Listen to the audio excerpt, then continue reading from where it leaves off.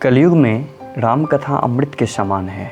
अगर आप मानसिक रूप से तनिक भी परेशान हैं तो रामायण अवश्य पढ़ें। अब रामायण पढ़ने या समझने के लिए आपको बैठना पड़ेगा, पन्ने पलटने पड़ेंगे। चश्मा कहाँ है, लाइट किधर है, आसन लगाओ, जैसे तमाम प्रक्रियाओं से गुजरना पड़ेगा। तब जाकर आप इस दौड़ती भागती ज़िंदगी में मुक्ति के मार्ग भगवान श्री राम के जीवन चरित्र को पढ़ेंगे, समझेंगे। लेकिन एक दूसरी विधि भी है। अगर आप इस चैनल को सब्सक्राइब करें तो पूरी राम कहानी आप कभी भी कहीं भी बिना चश्मे, बिना लाइट के सुन सकते हैं, बिना आसन लगाए आराम से, जब मन जितना उतना सुन सकते हैं। तो चलिए शुरू करते हैं।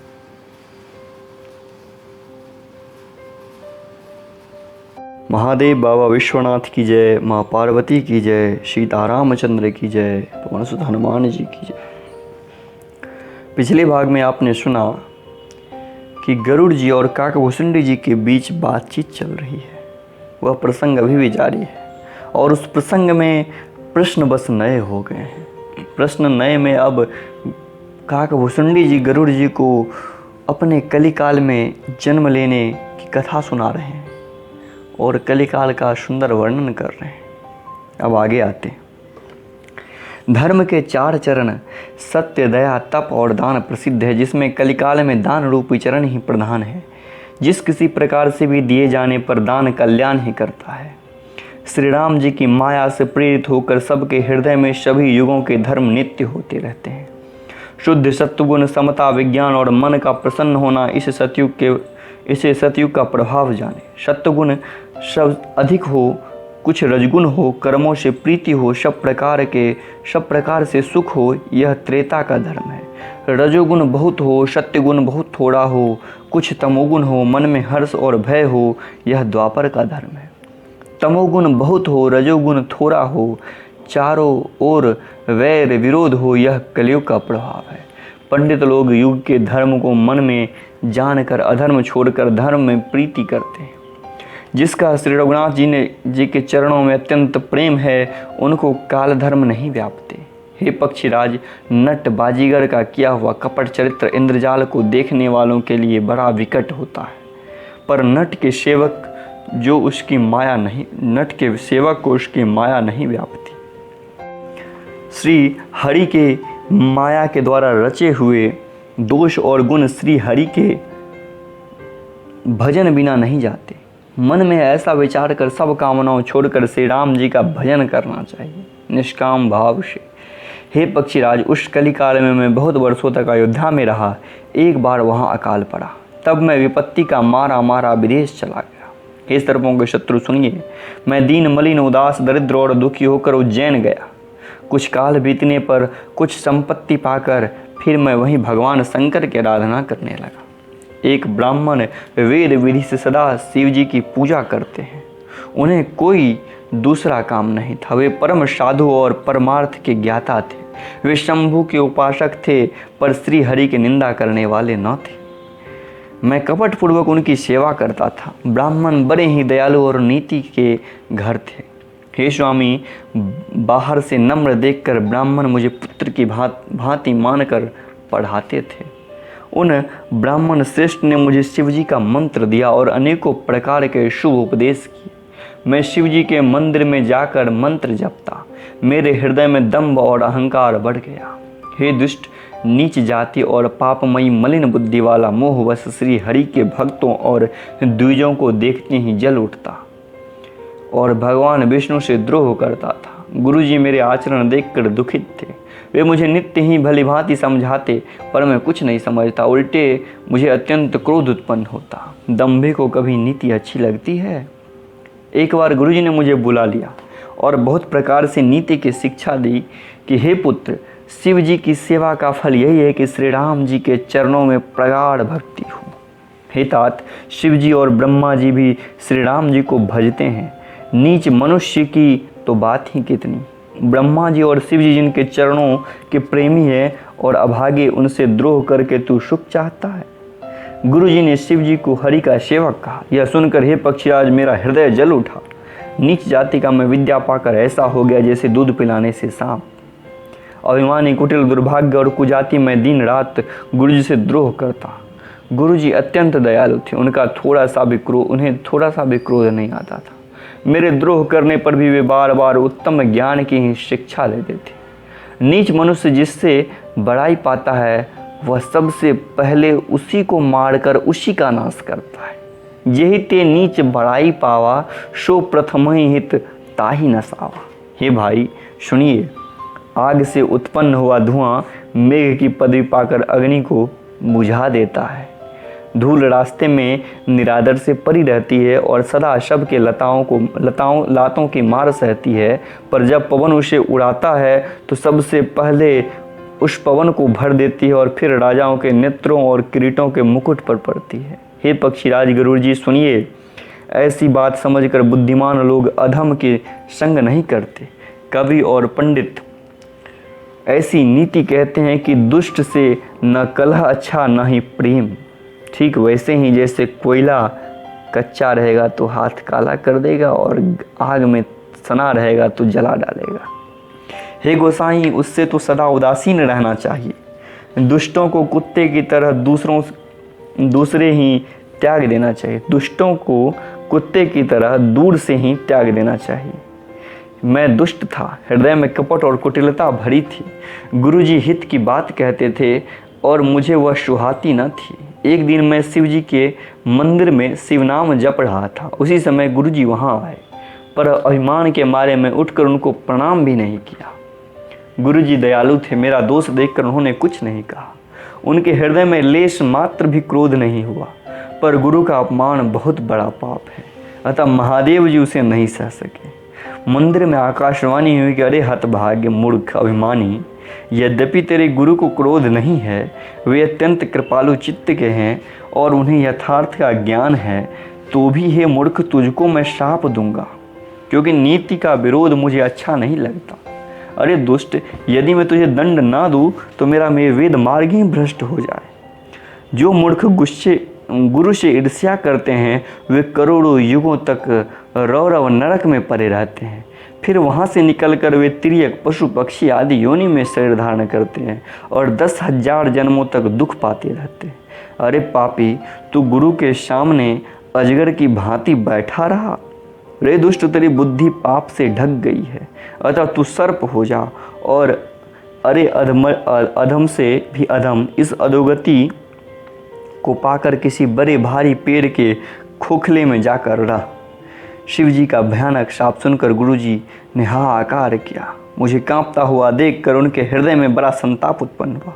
प्रेम सहित दंडवत करके वे ब्राह्मण शिव जी के सामने हाथ जोड़कर मेरी भयंकर गति का विचार कर गदगद वाणी से विनती करने लगे। नमामि शमीशान निर्वाण रूपम विभुम व्यापकम ब्रह्म वेदस्वरूपम निजम निर्गुणम निर्विकल्पम निरीहम चिदाकाश माकाश वासम भजे।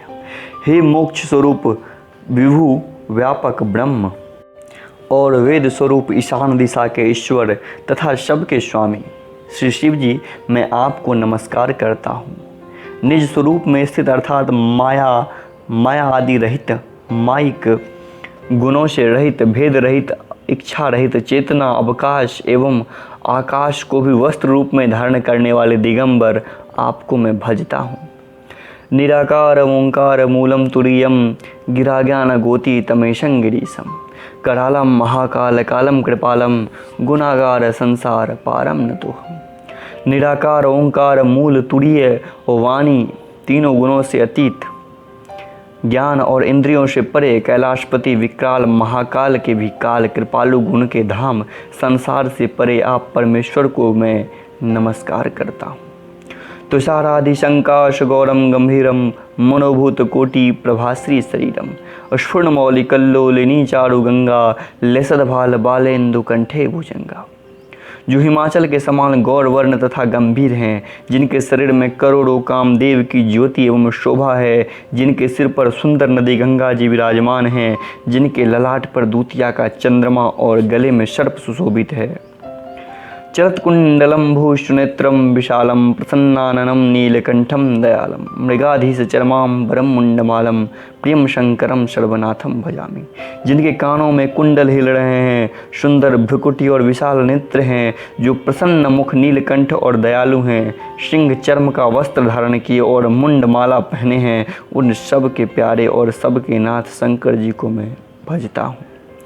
प्रचंडम प्रकृष्टम प्रगल्भम परेशम अखंडम अजम भानुकोटि प्रकाशम त्रियशूल निर्मूलनम शूलपाणी भजे हम भवानी पतिम भावगम्य। प्रचंड श्रेष्ठ तेजस्वी परमेश्वर अखंड अजन्मा करोड़ों सूर्य के समान प्रकाश वाले, तीनों प्रकार के शूलों, दुख को निर्मूल करने वाले, हाथ में त्रिशूल धारण किए, भाव के द्वारा प्राप्त होने वाले भवानी के पति शंकर जी को मैं भजता हूँ। कलातीत कल्याण कल्पांतकारी सदा सच्चिदानंद दाता पुरारी चिदानंद संदोह मोहापहारी प्रसीद प्रसीद प्रभु मनमथारी। कलाओं से परे कल्याण स्वरूप, कल्प का अंत करने वाले, सज्जनों को सदा आनंद देने वाले, त्रिपुर के शत्रु सच्चिदानंद घन मोह को हरने वाले, मन को मथ डालने वाले कामदेव के शत्रु, हे प्रभु प्रसन्न होइए, प्रसन्न होइए। न यावत्तो मानाथ पादारविंदम भजन्ति हि लोके परेवा नरानम न तावत् सुखम शांति संतापनाशम प्रसीद प्रभो सर्वभूताधिवासम। जब तक पार्वती के पति आपके चरण कमलों को मनुष्य नहीं भजते, तब तक उन्हें ना तो इहलोक और परलोक में सुख शांति मिलती है और ना उनके तापों का नाश होता है।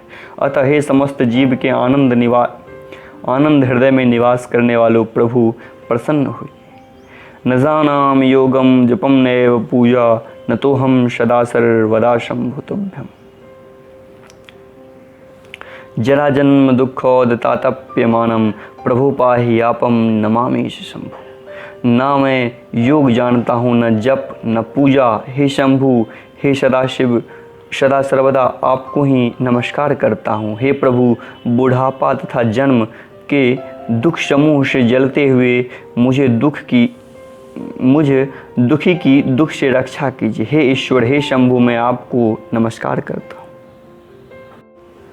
रुद्राष्टकमिदं प्रोक्तं विप्रेण हर्तोषये ये पठन्ति नरा भक्त्या तेषां शंभु प्रसीदति। भगवान रुद्र की स्तुति का यह अष्टक उन शंकर जी की तुष्टि के लिए ब्राह्मण द्वारा गाया गया, जो मनुष्य इसे भक्ति पूर्वक पढ़ते हैं, उन पर भगवान शंभु प्रसन्न होते हैं। सर्वज्ञ शिवजी ने विनती सुनी और ब्राह्मण का प्रेम देखा। तब मंदिर में आकाशवाणी हुई कि हे द्विज श्रेष्ठ, वर मांगो। ब्राह्मण ने कहा, हे प्रभु, यदि आप मुझ पर प्रसन्न हैं और हे नाथ, यदि इस दीन पर आपका स्नेह है तो पहले अपने चरणों की भक्ति देकर फिर दूसरा वर दीजिए। हे प्रभु, यह अज्ञानी जीव आपकी माया के वश होकर निरंतर भूला फिरता है। हे कृपा के समुद्र भगवान, उस पर क्रोध न कीजिए। हे दीनों पर दया करने वाले शंकर, आप इस पर कृपालु होइए, कृपा कीजिए, जिससे हे नाथ थोड़े ही समय में इस पर शाप के बाद अनुग्रह शाप से मुक्ति हो जाए। हे कृपा निधान, अब वही कीजिए जिससे इसका परम कल्याण हो। दूसरों के हित सनी हुई ब्राह्मण की वाणी सुनकर फिर आकाशवाणी हुई, एवमस्तु, ऐसा ही हो। यद्यपि इसने भयानक पाप किए हैं और मैंने भी इसे क्रोध करके शाप दिया, तो भी तुम्हारी साधुता देखकर मैं इस पर विशेष कृपा करूँगा। हे द्विज, जो क्षमाशील एवं परोपकारी होते हैं वे मुझे वैसे ही प्रिय हैं जैसे खरारी श्री रामचंद्र जी। हे द्विज, मेरा शाप व्यर्थ नहीं जाएगा, यह 1000 जन्म अवश्य पावेगा, परंतु जन्मने और मरने में जो दूसरा दुख होगा, इसको वह दुख जरा भी न व्यापेगा और किसी भी जन्म में इसका ज्ञान नहीं मिटेगा। हे शूद्र, मेरा प्रामाणिक सत्य वचन सुन।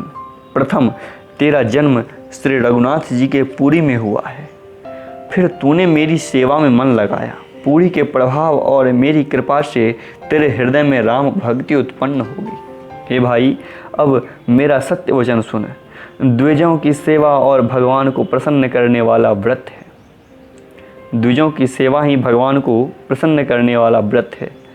अब कभी ब्राह्मण का अपमान न करना, संतों का अनंत संतों को अनंत श्री भगवान के ही समान जानना। इंद्र के व्रज मेरे विशाल त्रिशूल, काल के दंड और श्री हरि के विकराल चक्र के मारे भी जो नहीं मरता, वह भी विद्रोह रूपी अग्नि से भस्म हो जाता है।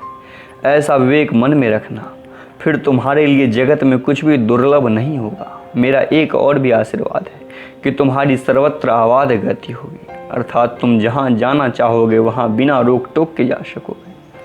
आकाशवाणी के द्वारा शिव जी के वचन सुनकर गुरुजी हर्षित होकर ऐसा ही हो यह कहकर मुझे बहुत समझाकर और शिव जी के चरणों को हृदय में रख कर अपने घर गए। काल की प्रेरणा से मैं विंध्याचल में जाकर सर्प हुआ। फिर कुछ काल बीतने पर बिना ही परिश्रम के मैं वह शरीर त्याग दिया। हे हरिवाहन, मैं जो भी शरीर धारण करता वह बिना परिश्रम के वैसे ही सुखपूर्वक त्याग देता, जैसे मनुष्य अपना पुराना वस्त्र त्याग देता है और नया पहन लेता है। शिव जी ने वेद की मर्यादा की रक्षा की और मैंने कलेश को भी नहीं पाया। इस प्रकार पक्षीराज मैंने बहुत से शरीर धारण किए, पर मेरा ज्ञान नहीं गया। त्रियक योनि पशु पक्षी देवता और मनुष्य का जो भी शरीर धारण करता है, वहाँ उस शरीर में मैं श्री राम जी का भजन जारी रखता। इस प्रकार मैं सुखी हो गया, परंतु एक सूल मुझे बना रहा। गुरु जी का कोमल सुशील स्वभाव मुझे कभी नहीं भूलता, अर्थात मैंने ऐसे कोमल स्वभाव दयालु गुरु का अपमान किया, यह दुख मुझे सदा बना रहता। मैं अंतिम शरीर ब्राह्मण का पाया, जिसे पुराण और वेद देवताओं को भी दुर्लभ बताते हैं। मैं वहाँ ब्राह्मण शरीर में ही बालकों में मिलकर खेलता तो श्री रघुनाथ जी की सब लीलाएं किया करता। सयाना होने पर पिताजी मुझे पढ़ाने लगे। मैं समझता, सुनता और विचारता, पर मुझे पढ़ना अच्छा नहीं लगता। मेरे मन से सारी वासनाएं भाग गई, केवल श्री राम जी के चरणों में लव लग गई। हे गुरु जी, कहिए ऐसा कौन अभागा होगा जो कामधेनु को छोड़कर गधे की सेवा करेगा। प्रेम में मग्न रहने के कारण मुझे कुछ भी नहीं सुहाता। पिताजी पढ़ा कर हार गए, तब पिता माता कालवश हो गए, स्वर्ग पधार गए। तब मैं भक्तों की रक्षा करने वाली श्री राम जी के भजन करने के लिए वन में चला गया। वन में जहाँ जहाँ मुनीश्वरों का आश्रम पाता, वहाँ जाकर उन्हें सिर नवाता। हे गुरु जी, मैं श्री राम जी की गुणों की कथा पूछता, वे कहते और मैं हर्षित होकर सुनता। इस प्रकार मैं सदा सर्वदा हरि के गुणानुवाद सुनता फिरता। शिव जी की कृपा से मेरी सर्वत्र आबाद गति थी, अर्थात मैं जहाँ चाहता वहाँ जा सकता था। मेरे तीनों प्रकार के पुत्र की, धन की और मान की गहरी प्रबल वासनाएं छूट गई और हृदय में एक यही लालसा बढ़ गई कि जब श्री राम जी के चरण कमलों का दर्शन करूं, तब अपना जन्म सफल समझूं। जिनसे भी पूछता वे ही मुनि ऐसा कहते कि ईश्वर सर्वभूतमय है, वह निर्गुण मत मुझे नहीं सुहाता। हृदय में सगुण ब्रह्म पर प्रीति बढ़ गई। गुरुजी के वचनों का स्मरण करके मेरा मन श्री राम जी के चरणों में लग गया। मैं क्षण क्षण नया नया प्रेम प्राप्त हुआ। श्री रघुनाथ जी का यश गाता फिरता। सुमेरु पर्वत के शिखर पर बड़ की छाया में लोमश मुनि बैठे थे। उन्हें देखकर मैंने उनके चरणों में सिर नवाया और अत्यंत दीन वचन से कहे कि हे पक्षीराज, मेरे अत्यंत नम्र और कोमल वचन सुनकर कृपालु मुनि मुझे आदर के साथ पूछने लगे कि हे ब्राह्मण, आप किस कार्य से यहाँ आए हैं? तब मैंने कहा, हे कृपानिधि, आप सर्वज्ञ हैं और सुजान हैं। हे भगवान, मुझे सगुण ब्रह्म की आराधना कहिए। तब हे पक्षीराज, मुनीश्वर ने श्री रघुनाथ जी की गुणों की कुछ कथाएं आदर सहित कही। फिर वे ब्रह्म ज्ञान परायण विज्ञानवान मुनि मुझे परम अधिकारी जानकर ब्रह्म का उपदेश करने लगे कि वह अजन्मा है, अद्वितीय है, निर्गुण है और हृदय का स्वामी है। उसे कोई बुद्धि के द्वारा माप नहीं सकता। वह इच्छा रहित, नाम रहित, रूप रहित, अनुभव से जानने योग्य, अखंड और उपमा रहित है। वह मन और इंद्रियों से परे, निर्मल, विनाश रहित, निर्विकार, सीमा रहित और सुख की राशि है। वेद ऐसा गाते हैं कि वही तू तत्व सम्मति जल और जल की लहर की भांति उसमें और तुझमें कोई भेद नहीं है। मुनि ने मुझे अनेकों प्रकार से समझाया, पर निर्गुण मत मेरे हृदय में नहीं बैठा। मैंने फिर मुनि के चरणों में सिर नवाकर कहा, हे मुनीश्वर, मुझे सगुण ब्रह्म की उपासना कीजिए। मेरा मन राम भक्ति रूपी जल में मछली हो रहा है। हे चतुर मुनीश्वर, ऐसी दशा में वह उससे अलग कैसे हो सकता है? आप दया करके मुझे वही उपदेश कहिए जिससे मैं श्री रघुनाथ जी को अपनी आँख से देख सकूं। पहले नेत्र भरकर श्री अयोध्यानाथ जी देखकर तब निर्गुण का उपदेश सुनूंगा। मुनि ने अनुपम हरि कथा कहकर सगुण मत का खंडन करके निर्गुण का निरूपण किया। तब मैं निर्गुण मत को हटाकर काटकर बहुत हट करके सगुण का निरूपण करने लगा। मैंने उत्तर प्रत्युत्तर किया, इससे मुनि के शरीर में क्रोध के चिन्ह उत्पन्न हो गए। हे प्रभु सुनिए, बहुत अपमान करने पर ज्ञानी के हृदय में भी क्रोध उत्पन्न हो जाता है। यदि कोई चंदन की लकड़ी बहुत अधिक रगड़े तो उससे भी अग्नि प्रकट हो जाएगी। मुनि बार बार क्रोध रहित ज्ञान का निरूपण करने लगे।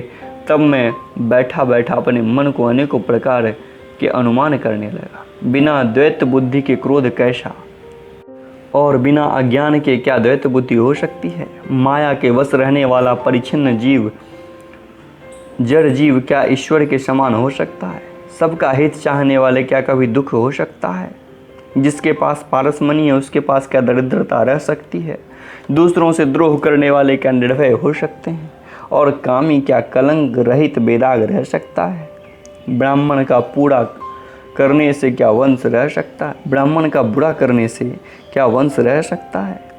स्वरूप की पहचान होने पर क्या कर्म हो सकते हैं? दुष्टों के संग से क्या किसी के सबुद्धि उत्पन्न हुई है? परगामी स्त्री क्या उत्तम गति पा सकती है? परमात्मा को जानने वाला कभी जन्म मरण में पड़ सकता है? भगवान की निंदा करने वाला कभी सुखी हो सकते हैं? नीति बिना जाने क्या राज्य रह सकता है? श्री हरि के चरित्र का वर्णन करने पर क्या पाप रह सकते हैं? बिना पुण्य के क्या पवित्र यश हो सकता है? बिना पाप के भी कोई अपयश पा सकता है? जिसकी महिमा वेद संत और पुराण गाते हैं, उस हरि भक्ति के समान क्या कोई दूसरा लाभ भी है? हे भाई, जगत में क्या इसके समान दूसरा भी कोई हानि है कि मनुष्य शरीर पाकर भी श्री राम जी का भजन ना किया जाए? चुगलखोरी के समान क्या कोई दूसरा पाप है? और गरुड़ जी दया के समान कोई दूसरा धर्म है? और हे गरुड़ जी, दया के समान कोई दूसरा कोई धर्म है? इस प्रकार मैं अगणित युक्तियाँ मन में विचारता था और आदर के साथ मुनि का उपदेश नहीं सुनता था। जब मैंने बार बार शगुन का पक्ष स्थापित किया तब मुनि क्रोधयुक्त वचन बोले, अरे मूढ़, मैं तुझे सर्वोत्तम शिक्षा देता हूँ तो भी तू उसे नहीं मानता और बहुत से उत्तर प्रत्युत्तर ला कर रखता है। मेरे सत्य वचन पर विश्वास नहीं करता, कौवे की भांति सभी से डरता है। अरे मूर्ख, तेरे हृदय में अपने कौवे की भांति सभी से डरता है। अरे मूर्ख, तेरे हृदय में अपने पक्ष का बड़ा भारी हट है। अतः तो शीघ्र चंडाल पक्षी कौवा हो जा। मैंने आनंद के साथ मुनि को शाप के सिर पर चढ़ा लिया। उससे मुझे न कुछ भय हुआ न दीनता आई। अब मैं तुरंत ही कौवा हो गया। फिर मुनि के चरणों में सिर नवाकर रघुकुल शिरोमणि श्री राम जी का स्मरण करके मैं हर्षित होकर उड़ चला। शिव जी कहते हैं, हे उमा, श्री राम जी के चरणों के प्रेमी हैं और काम अभिमान और क्रोध से रहित हैं। वे जगत को अपने प्रभु से भरा हुआ देखते हैं, फिर वे किससे वैर करें? काकभूषुंडी जी ने कहा, हे पक्षीराज गरुड़ जी, सुनिए, इसमें ऋषि का कुछ भी दोष नहीं था। रघुवंश के विभूषण राम जी ही सबके हृदय में प्रेरणा करने वाले हैं। कृपा सागर प्रभु ने मुनि की बुद्धि को भोली करके मेरे प्रेम की परीक्षा ली। मन वचन और कर्म से जब प्रभु ने मुझे अपना दास जान लिया तब भगवान ने मुनि की बुद्धि फिर पलट दी। ऋषि ने मेरा महान पुरुषों का आशा स्वभाव, धैर्य, क्रोध, विनय आदि और श्री राम जी के चरणों में विशेष विश्वास देखा। तब मुनि ने बहुत दुख के साथ बार बार पछताते हुए आदरपूर्वक बुला लिया। उन्होंने अनेकों प्रकार से मेरा संतोष किया और तब हर्षित होकर मुझे राम मंत्र दिया। कृपा निधान मुनि ने मुझे बालक रूप श्री राम जी का ध्यान बतलाया, ध्यान की विधि बतलाया। सुंदर और सुख देने वाला यह ध्यान मुझे बहुत ही अच्छा लगा। यह ध्यान मैं आपको पहले ही सुना चुका हूँ। मुनि ने कुछ समय तक मुझको वहाँ अपने पास रखा फिर उन्होंने श्री रामचरितमानस का वर्णन किया। आदरपूर्वक मुझे यह कथा सुनाकर फिर मुनि मुझसे सुंदर वाणी में बोले कि हे तात, हे सुंदर और गुप्त रामचरितमानस मैंने शिवजी की कृपा से पाया था। तुम्हें श्री राम जी का निज भक्त जाना, इसी से मैंने तुम्हें यह सब चरित्र विस्तार के साथ कहा। हे तात, जिनके हृदय में श्री राम जी की भक्ति नहीं, उसके सामने इसे कभी नहीं कहना चाहिए। मुनि ने मुझे बहुत प्रकार से समझाया, तब मैंने प्रेम के साथ मुनि के चरणों में सिर नवाया। मुनीश्वर ने अपने कर कमलों से मेरा सिर स्पर्श करके हर्षित होकर आशीर्वाद दिया कि अब मेरी कृपा से तेरे हृदय में सदा प्रगाढ़ राम भक्ति बसेगी। तुम सदा श्री राम जी को प्रिय हो और कल्याण रूप गुणों के धाम मान रहित इच्छा स्वरूप धारण करने में समर्थ, इच्छा मृत्यु, जिसकी शरीर छोड़ने की इच्छा करने पर ही मृत्यु हो, बिना इच्छा के मृत्यु ना हो, एवं ज्ञान और वैराग्य के भंडार हो। इतना ही नहीं, श्री भगवान को स्मरण करते हुए तुम जिस आश्रम में निवास करोगे वहाँ 1 योजन 4 कोस तक अविद्या, माया, मोह नहीं व्यापेगी। काल, कर्म, गुण, दोष और स्वभाव से उत्पन्न कुछ भी दुख तुमको नहीं व्यापेगा। अनेकों प्रकार के सुंदर श्री राम जी के रहस्य जो इतिहास और पुराणों में गुप्त और प्रकट हैं, तुम उन सब को भी बिना परिश्रम जान जाओगे। श्री राम जी के चरणों में तुम्हारा नित्य नया प्रेम हो। अपने मन में तुम जो कुछ इच्छा करोगे, श्री हरि की कृपा से उसकी पूर्ति कुछ भी दुर्लभ नहीं होगी। हे दुर्बुद्धि गुरु जी सुनिए। मुनि का आशीर्वाद सुनकर आकाश में गंभीर ब्रह्मवाणी हुई कि हे ज्ञानी मुनि, तुम्हारा वचन ऐसा ही हो, सत्य हो। यह कर्म, मन और वचन से मेरा भक्त है। आकाशवाणी सुनकर मुझे बड़ा हर्ष हुआ। मैं प्रेम में मग्न हो गया और मेरा सब संदेह जाता रहा। तदंतर मुनि की विनती करके आज्ञा पाकर मैं उनके चरण कमलों में बार बार सिर नवाकर मैं हर्ष सहित इस आश्रम में आया। प्रभु श्री राम जी की कृपा से मैंने दुर्लभ वर पा लिया। हे पक्षीराज, मुझे यहाँ निवास करते 27 कल्प बीत गए। मैं यहाँ सदा श्री रघुनाथ जी के गुणों का गान किया करता हूँ और चतुर पक्षी को उसे आदरपूर्वक सुनते हैं। अयोध्यापुरी में जब जब श्री रघुवीर के भक्तों के लिए मनुष्य शरीर धारण करते हैं, मनुष्य शरीर धारण करते हैं, तब तब मैं जाकर श्री राम जी की नगर में रहता हूँ और प्रभु की शिशु लीला देखकर सुख प्राप्त करता हूँ। हे पक्षीराज, श्री राम जी के शिशु रूप को देखकर हृदय में रखकर मैं अपने आश्रम में आ जाता हूँ। जिस कारण से मैंने कौवे की देह पाई है, वह सारी कथा आपको सुना दी। हे तात, मैंने आपको सब प्रश्नों के उत्तर कहे। आहा, राम भक्ति बड़ी भारी महिमा है। मुझे अपना यह काक शरीर इसलिए प्रिय है कि इससे मुझे श्री राम जी के चरणों का प्रेम प्राप्त हुआ। इसी शरीर से मैंने अपने प्रभु के दर्शन पाए और सब संदेह जाते रहे। आज के लिए इस भाग में बस इतना ही। अगला मास पारायण आ गया है। अगला अंतिम मास पारायण होगा। तो महादेव बाबा विश्वनाथ की जय, माँ पार्वती की जय, सीता रामचंद्र की जय, पवन सुत हनुमान जी की जय। जय श्री राम।